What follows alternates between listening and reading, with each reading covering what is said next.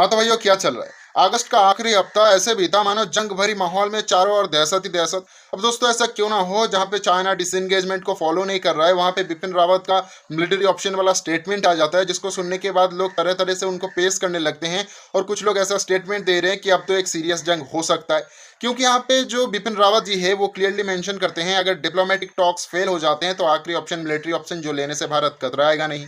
इन दिनों इंडिया नेपाल के रिश्ते में जो इतनी बड़ी बड़ी दरारें आई है ये किसी से ढकी छुपी तो है नहीं। और इसी के बीच एक और न्यूज निकल के आ गया कि इंडिया बिल्ड करने वाले हैं नेपाल के लिए एक नया पेट्रोलियम पाइपलाइन।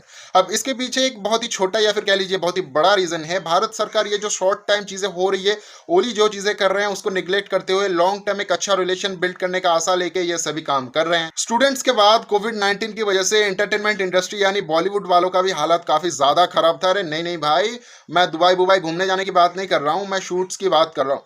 यहाँ पे information ministry and broadcast ministry ने एक नया एसओपी जारी किया है, जिसके तहत जो अनफिनिश प्रोडक्ट्स हैं यानी जो फिल्म्स को आधा बना लिया गया है और आधा कोविड की वजह से फंसा हुआ है उनकी शूटिंग कंप्लीट कर सकते हैं, कुछ जो प्रिकॉशंस हैं उनको फॉलो करते हुए। इंडिया चाइना फेस ऑफ के बाद से हर हफ्ते एक ना एक न्यूज तो एटलीस्ट आता ही है इंडियन आर्मी से रिलेटेड। इस हफ्ते दोस्तों दो दो तीन तीन न्यूज़ेस है। उनमें से एक है हम 3,500 करोड़ रुपए खर्च करने वाले हैं प्रोजेक्ट चीता को रिवाइव करने के लिए।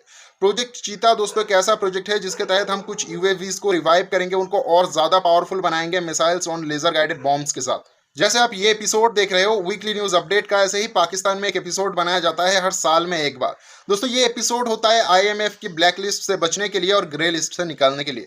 इस साल भी पाकिस्तान ने एक नया एसआरओ जारी कर दिया है और इसमें बहुत सारे टेररिस्ट का नाम है और कुछ ऐसे भी है जिनको पाकिस्तान आज तक एक्सेप्ट नहीं करता था कि वो टेररिस्ट पाकिस्तान में है। अगस्त का आखिरी हफ्ते में इम्यून सिस्टम का बहुत बड़ा मजाक उड़ाया गया है दोस्तों। क्या हुआ, हांगकांग का एक बंदा था जो कोविड-19 से ग्रस्त हो गया, उसके बाद रिकवर भी कर गया। उसके बाद वो भाई साहब घूमने चला गया, उसको समझ लिए कि अपने अंदर तो इम्यूनिटी डेवलप हो गया तो 3-4 महीने के लिए मैं तो सुरक्षित हूँ। ऐसे में घूम के दोस्तों वो जब वापस आया तो पता लगा बंदा फिर से कोविड-19 से इन्फेक्टेड है। दोस्तों ये जो री इन्फेक्शन है इसके बारे में आप बात करना स्टार्ट हो चुके हैं और ऐसे में ये जो इम्यूनिटी है इसको लेके भी अलग अलग रिसर्चेस अब होने वाले हैं। एनसीआईटी के बारे में क्या पता है आपको? एनसीआईटी इसका फुल फॉर्म है नेशनल कंपनी लॉ ट्रिब्यूनल। इसके बारे में मुझे भी पता नहीं था। आखिरी हफ्ते एक न्यूज़ निकल के आया, अनिल अंबानी के ऊपर बैंक करप्ट का प्रोसीडियर चलाया जाएगा। अब दोस्तों इसके तहत मैंने थोड़ा सा ढूंढने की कोशिश किया, खास मुझे कुछ मिला नहीं, लेकिन इतना पता चला ये जो बैंक करप्ट का लॉ है ये चलता है सिर्फ और सिर्फ कंपनीज के ऊपर, इंस्टीट्यूट्स के ऊपर, ना कि किसी व्यक्ति विशेष पे। व्यक्ति विशेष के लिए इंसॉल्वेंसी का केस होता है, बैंक करप्ट का नहीं। तो पता नहीं यहाँ पे किस वजह से या किस लिए बैंक करप्ट का केस इनके ऊपर चलेगा और कैसे चलेगा। अगर आपको पता है तो आप मुझे बता सकते हो। मैंने ये चीज ट्विटर पे भी पूछा था, किसी ने जवाब नहीं दिया। अगर आप एक हिंदुस्तानी हैं तो मैं समझता हूँ पुलवामा तो इतनी जल्दी जल्दी आप भूले नहीं होंगे। तो यहाँ पे एनआईए यानी नेशनल इन्वेस्टिगेशन एजेंसी ने 5,000 पन्नों का एक पूरा का पूरा चार्जशीट सबमिट किया है, जिसमें छोटी से छोटी डिटेल बताई गई है, कैसे बॉम्ब को बनाया गया था, बॉम्ब का मटेरियल क्या है, टाइमिंग क्या था, पाकिस्तान का इसके पीछे एजेंडा क्या था, प्लानिंग क्या था, सभी चीज़ें बताई गई है।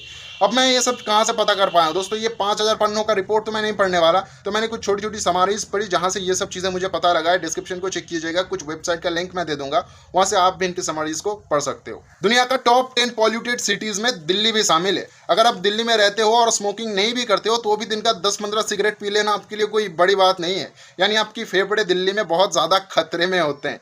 इसी चीज़ को ध्यान में रखते हुए दोस्तों दिल्ली की फॉरेस्ट डिपार्टमेंट ने अनाउंस किया है 4 नया फॉरेस्ट बनाने वाले हैं, बिल्ड करने वाले हैं दिल्ली में। देखो दिल्ली वाले इससे तो खुश होना मांगता है, मेरे को लड्डू चाहिए, घर भिजवा देना। हिंदुस्तान में हमेशा खरीदने के लिए एक कस्टमर रेडी रहता है, वो है रिलायंस ग्रुप। इस हफ्ते बिग बाजार का 24,713 करोड़ का शेयर खरीद लिया मुकेश अंबानी ने।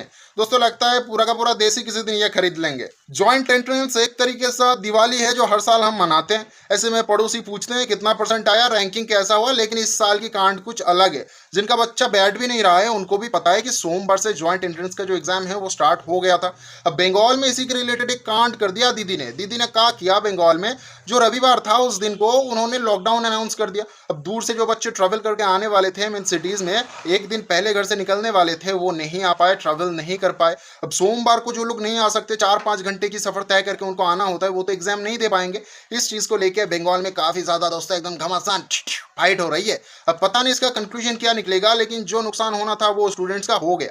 ये जो पॉलिटिकल पार्टी है ये सरकार को अपोज करते करते पता नहीं किस टाइम पे जनता को ही अपोज कर देते हैं। अब जाते जाते जब दिल्ली और बंगाल की बात हो ही गई है तो अपना स्टेट यानी महाराष्ट्र काय को पीछे छूट जाए। तो हुआ क्या, एबीवीपी की स्टूडेंट ने एक नेता की ऐसी गाड़ी को घेर लिया उनकी एक ही डिमांड थी कि भाई साहब ये जो फीस है बहुत ज़्यादा हो रही है, इसको थोड़ा कम करो, हमारे माता पिता दे नहीं सकते।